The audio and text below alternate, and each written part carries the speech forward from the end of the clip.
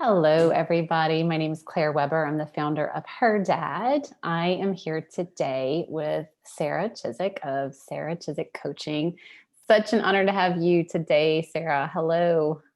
Thank you. So good to be here with you, Claire, my love. Well, we have a really interesting and I think fun conversation planned today. Fun is usually not the word associated with the topic we're going to cover, which is grief. Sure. And that's something that you and I have connected over. And I met Sara a little over a year ago. And of the many things that we connected about, we share a common experience of early childhood loss of a parent. And so we have shared a lot about our own personal journeys. And for both of us, it informs the work that we have chosen to do in this world about the journey of grief. And so I'll let her talk a little bit about how she does that, and then I'll share how it informs what I do with Her Dad. So, Sara, do you want to tell us Yeah. about your business and how your grief journey has informed what you've chosen to do? Yes, absolutely. Thank you. And I so honor the connection that we have, Claire. It's super special and sacred to me. So I am a grief and sensuality coach, and it was not always this way. Just 3 years ago, I was in a real stuck place. My dad had died when I was 4 years old, and I really felt stuck in my emotional range. I had a lot of unattended grief that I hadn't taken a look at and I was avoiding.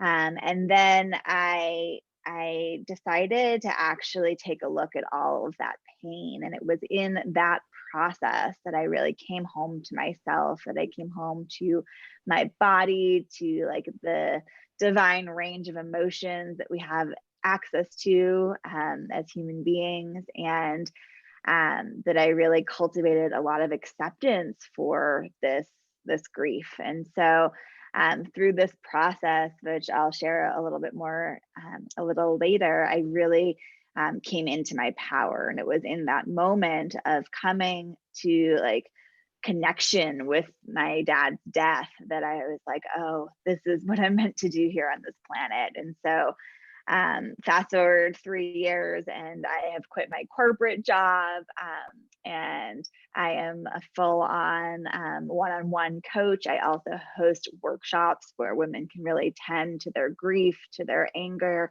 to any of the emotions that society often shames or tells us are too much and we should shove under the rug. Really calling in to kind of the greatness and like the full scale of what our emotional range can be. So yeah, that's what I'm up to. Thank you. That's beautiful. I definitely want to talk more about blending these two words of grief and sensuality. It's not something we hear often. So we'll dig into that a little bit more. Yeah.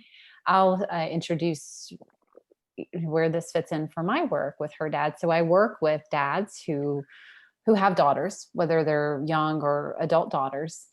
And I have a very specific focus and a big heart for dads who have been widowed and have daughters who, the term for is motherless daughters.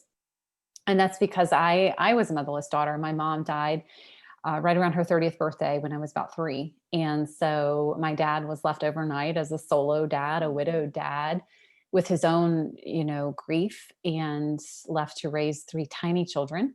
And so, my journey started really young with grief. I often say I don't remember a time before grief was my kind of constant companion because I was so little. And Mm. so the journey of healing from that has been profound.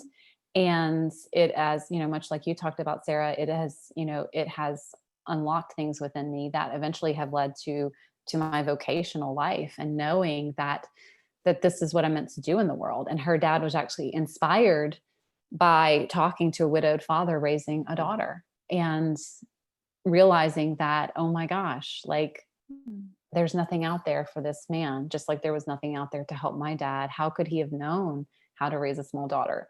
So this work is entirely inspired by that journey, my personal journey, and then realizing that there's something to be shared with the world about this, and there's a deep need to. So, Mhm. I work with all dads and all daughter situations, but a very, very specific expertise and focus on men who are on the grief journey themselves and who are, accompanying their daughters. And, one thing that you mentioned and that we share is that we both had this unattended grief as children. And Mhm. so I wanted to say a quick word about that and how important it is for people in general to attend to their own grief, but especially if there are children who are grieving. One of the things I Mhm. talk to widowed fathers about is how important it is to understand and learn what the impact is of early childhood loss. And one of the things that I've learned a lot about that from is through the work of Hope Edelman. So I would love to hear if there have been specific teachers that have helped you on this process or how you've come to learn about this. Hope Edelman has been a profound teacher and she's got a great new book out. It's amazing. It's called The After Grief. And it Mhm. talks about the impacts later in life about early childhood loss. And there's so little written about this. And Mhm. she's been just an incredible teacher. She also wrote a book called Motherless Daughters.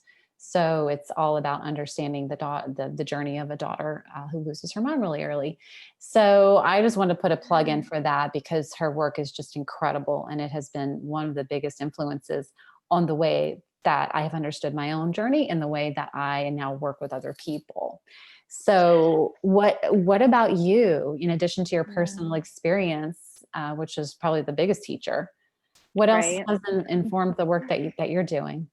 Yeah, I think one piece, and kind of like I said, the grief, I think that we had a little bit of different experiences because like my grief wasn't a part of me until probably like 20, 27, 28. And it was at that point that um I made the decision to bring it into my life and that I could hold it and dance with it and move with it. And when I made that decision, I also decided to volunteer for an organization that provides grief coaching groups for children who have just lost a parent. And so that experience in itself was so beneficial in my understanding because while I was in those grief sessions supporting those little kiddos who were like 5, 6, 7, 8 years old, there was like my inner child sitting in that room too, who was also absorbing the work that we were doing and just really coming to understand like how catastrophic it is for a young person to lose a parent. Even the my understanding of like my attachment styles through that book attached, of being both like anxious and avoidant because of the loss, like was a really really kind of eye-opening experience. And I would also say the work that Claire and I do together with Regina Thomashower of just like embracing the grief and radically accepting the grief, like radically accepting any feeling that you're having. So, like, just the practice of like, I am sad today, and my sadness is perfect exactly where it is. Like, things like that, which felt like foreign land to me before I started to bring the into the fold. And one piece, which is more personal, was that my mom actually wrote journals to me growing up. And so she wrote a journal to me like every year of my life. And when she began that incredible process, she didn't know that that her husband, my father, was going to die at the age of 4. And she gifted me all these journals. And the fourth journal I avoided reading my entire life because I was terrified of what was going to be in those pages recounting the day of his loss. But I finally, when I came around to the point of like, I need to know what's in those journals, like my healing is in those pages. It was really within those pages that I, I let myself sob and grieve. And then I brought in my own sensual power and my own pleasure and turn on into the kind of elixir of and kind of potion of the process that I now teach. But there was a huge personal learning in those pages as well of like, what I can hold and how I can hold myself through the process of grieving. That's so beautiful. My gosh, every time you talk about those journals, it just gets so Mhm. overwhelmed. How beautiful. What a gift. And your courage to finally Mhm. crack open number four. Yes. And it's so unique the way that you work with grief. This idea of bringing bringing pleasure into grief. Like we never hear that, and that's something that you and I share. This concept that the grief journey can be one that is filled with richness, um, Yeah. with gifts. I think that grief is traditionally talked about as something like at best that we survive and start to manage around. And I know Mhm. that was my experience for a long time, Mhm. for you, it didn't kind of appear until later in life. For me, it was constantly present, but it wasn't anything that I knew how to engage with in any healthy way. So it it wasn't a good kind of companionship Mhm. until I did make a conscious choice. I think much like you, where I chose to finally like, okay, let's get in here and deal with it. And that took me on a long Mhm. journey. And Mhm. so this idea that you and I have both experienced in our lives, and I think what we're so passionate about sharing with people is um, that grief can bring us like a whole other level of being that wouldn't otherwise be available to us. And I've come to see my own grief journey as like one of the greatest gifts of my life because of the way I've chosen to embrace it and work with it and move with it and all of these things, much the way you described. And so something that I know that I feel really strongly about when I work with people in the grieving process and really exploring this concept is like, this doesn't have to be something that we're terrified of. This can be one of the greatest teachers of our lives. And yes, there's a process where it's just devastation, of course. There's a process where it's just nothing but heartache and pain. But if we're willing to ride that out and then to embrace it in a way with skillful companions, there's a Yeah. way that this can become a source of incredible richness. And referring back to Hope Edelman, that's some of the stuff I've learned from her too, and the way that she talks about the long arc of grief. That there's these misguided notions of, one of the original models of grief, that there's some stages and stuff like that. That has long since been sort of debunked. There is a Mhm. whole new modern theory about grief that is much more in line with the things that you and I are talking about, that it's a long arc, that it's not any kind of stages, that it's something that we can embrace and thrive because of, instead of survive in spite of. And I think that's what's so great about the way that you and I are both engaging with this and what we want to share with people. So is there anything else you would want to say about that? Well, I just think it's incredible how our wounds always find a way. Like we are literally giving.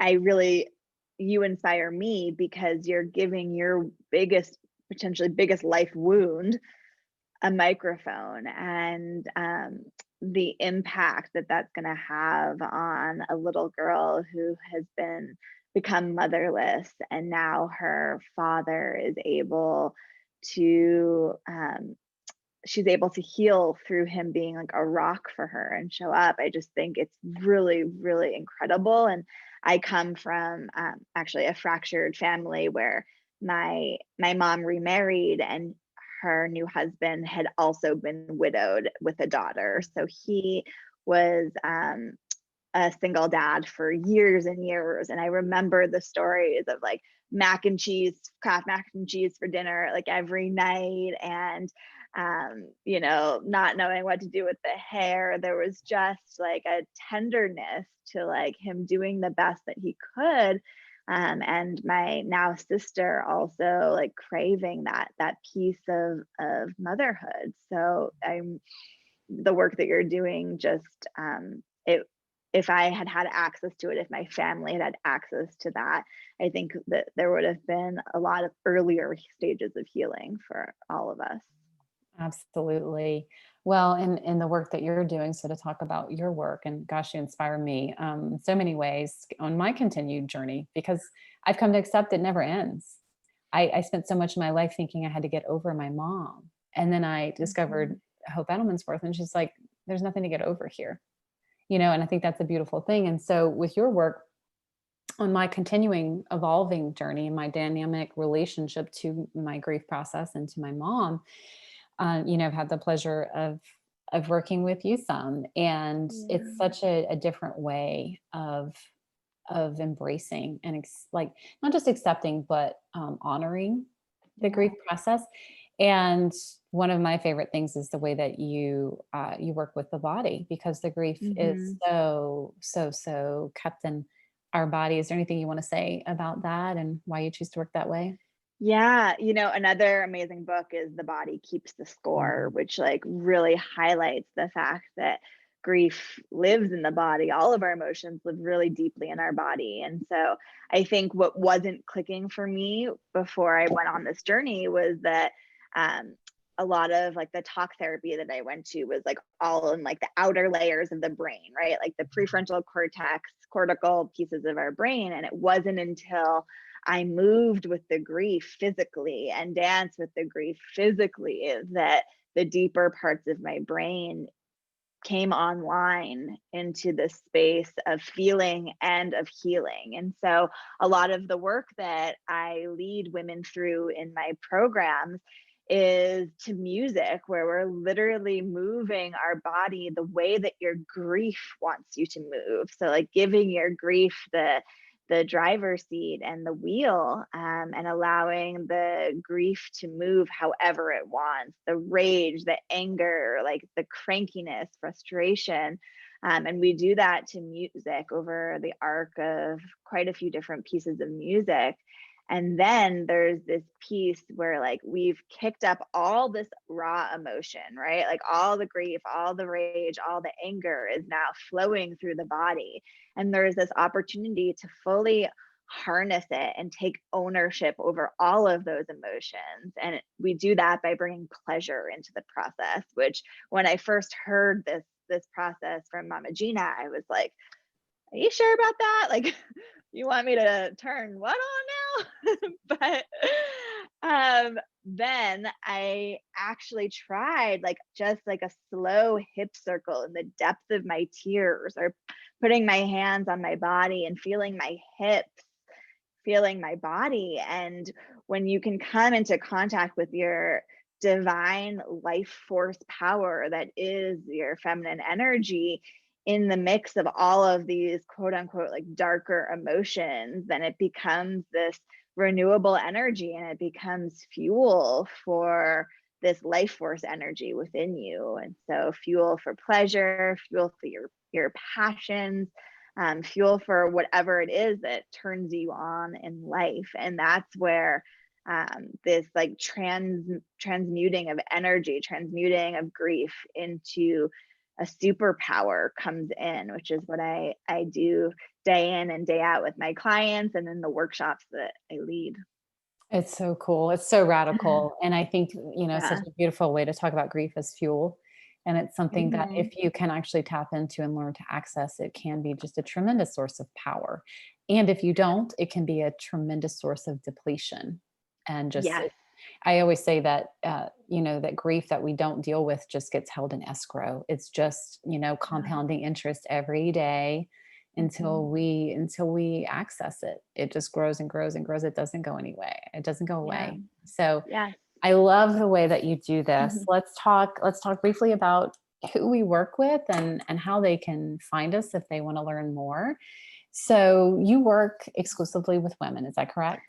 Yes, I work with women who feel disconnected from their pleasure, who feel like that sense of depletion from their grief, who feel stuck, and unable to move forward in areas of their life, like maybe not even knowing what it is that they desire and how they want to shape like the rest of their journey. And so we work through and with the grief, with all of the emotions that come up. And then over kind of the arc of typically what is an 8-week journey, we bring turn on into the picture. And in that, we bring in passion and what drives us and what makes us feel alive. And then after we've kind of chucked up all of those like raw emotions, there's access to actually flex your desire muscle. And so to move in the direction of what it is that you desire, which often isn't even like fathomable or available to us when we're stuck under a rock of grief. So it's really this arc of honoring the grief, honoring what is, bringing acceptance and love into exactly how you're showing up in your grief, and then moving towards pleasure, towards sensual radiance, towards love. That's beautiful. And Yeah. so you work with women who may identify that they're stuck in their grief, but I imagine that there are women, maybe like you and I were at certain parts in our lives, especially as younger women, where we didn't actually know. Like I did not know how profound an early loss was impacting me because I couldn't make that direct association. So I imagine that it's probably for women who maybe are all just kind of stuck in general, Yes. that there's probably some grief, and it may not be an early Yeah, parent loss. It may not be an early loss at exactly. all. It could be a divorce. It could be the loss of a Yeah. relationship, the loss of a child, maybe some Job. ambiguous loss, right? So Yeah. it can The look a lot loss of of a different ways. job, the loss of like any sort of life transition that we go through as women, even like the collective grief that is very Mhm. prevalent in the world right now, just processing all of that. It manifests similarly no matter what it is that you're grieving. So Yeah, yeah. right. Wonderful. So I work with men who are dads of daughters, and the way that I work is one-on-one. And I am not a specific grief coach. So my goal is not focused on the grief journey of the dad specifically. However, I am very, I guess, grief informed and Yeah. understand how to respect the grieving process and help accompany men through that. And most importantly, to help them be better able to accompany their daughter in the case of a loss of the mother. And Mhm. that's the most important area of focus that I have. So I generally work with men about probably 1 to 2 years post loss. That early Mhm. time is really, really acute. And I think that's when really specific grief specialists are best served. Although I can help inform, like remember to keep your wife's clothes, and help the dad know what to do in the midst of a loss like that, because there are Yeah. some really, really important things that dads can do really early post loss to help the daughter on the longer arc of things. So I do work kind of consulting in that way at that time. But it really is about, being sensitive to what the father himself may be going through, helping him to understand the daughter's journey, because the number one predictor of the long term quality of life of a daughter who has lost her mother is the care she receives from the primary caregiver. Mhm. So that's what I Mhm. feel so strongly about, intervening there and helping the dad to really be more able to accompany her on this journey, because he has a huge impact on the rest of her life, Yeah. how he's able to show up for that. So I work with men who have daughters, all ages and stages, and but with a specific focus and specific heart for men who have been widowed. And you can find me primarily on Facebook.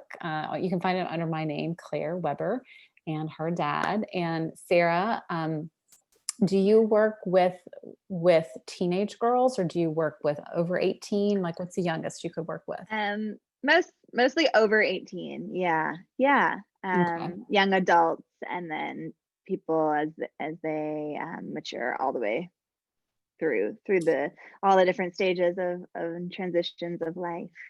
Okay, good to know, because I often get asked if I work with the daughters of these men. Yeah. And I, just because that's extra sensitive to work with, they're still considered children, I guess.